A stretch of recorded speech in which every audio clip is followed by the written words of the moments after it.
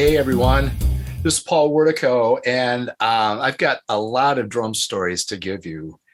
And the hardest part is just deciding what kind, because after doing this for decades and decades and decades, um, you know, there's stories where you meet famous drummers, or you go to a performance, or drummers hear you, or there's perks, or there's disasters. So I think for this one, I think I'm just going to tell you some of the funny stuff with Matheny, actually, when I was in the Pat Metheny group.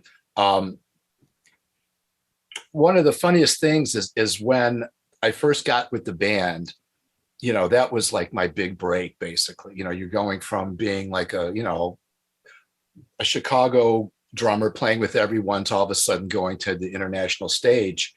And I remember, when I finally got the gig, I would get on airplanes or whatever, and you'd invariably talk to someone on the plane. And I was really surprised because a lot of times, when you were speaking to someone and, you finally bring up your musician and whatever, and they say, oh, okay, who do you play with? And I go, Pat Metheny, thinking that everyone's going to know who that is. And, there were a lot of like, I don't know who that is. So I remember after we did the record with David Bowie, we did the This Is Not America record, the song in Switzerland. We were exhausted. We were up for like 51 hours, no drugs or anything, but we were up for all these, this time. And on the way home, David Bowie got it, me and Steve Rodby first class tickets on TWA and everything. And I remember we were almost falling asleep in first class, but they were serving stuff like wild boar and all that, right? So when I got to O'Hare, I was exhausted, and I go through customs, and they're asking what I'm doing, where I'm coming from, Switzerland. Okay, what do you do? And I say, I'm a musician. So they go, well, okay, who are you playing with? So being exhausted, I'm thinking, man, if I say Pat Metheny, they'll probably just let me through or whatever, or say I don't know who that is. Fine. So I say David Bowie, thinking, they're going to be impressed. And so the guy goes, who? I went, David Bowie. And he goes, okay, put all your stuff over there.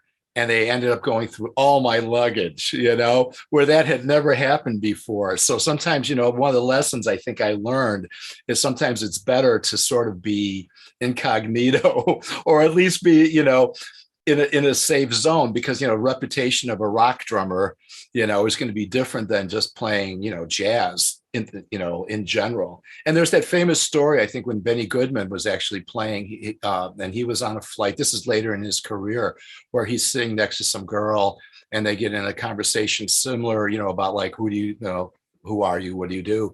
And he goes, well, I was known as the king of swing. And she goes, excuse me, where is swing?